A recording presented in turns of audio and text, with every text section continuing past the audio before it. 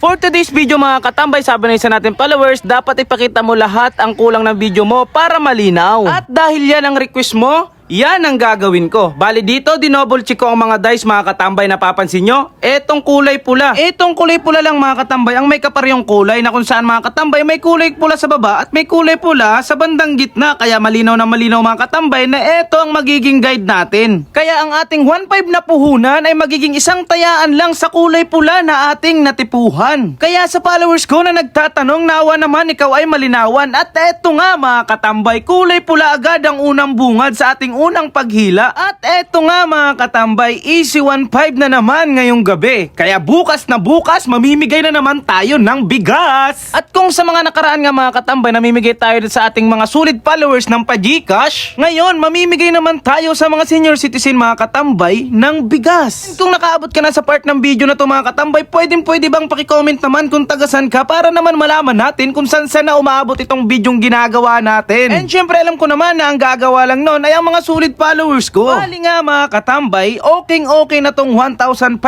pesos ngayong gabi. Isi-safety na natin ito at hindi na natin isusugal pa. Kaya nang lagi kong sinasabi na dapat sa pagsusugal ay laging wais mga katambay, kasi nga wala namang role sa sugalan na bawal umayaw kapag panalo ka na. Okay na to mga katambay at makakapagbigay na tayo bukas sa mga senior citizen ng bigas. Kaya ano pang gagawin ko dito? Alright, let's go!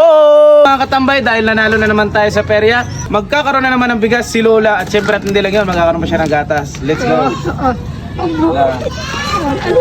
Sa'yo na to. Nalo ko sa perya kagabi. Per. Boy!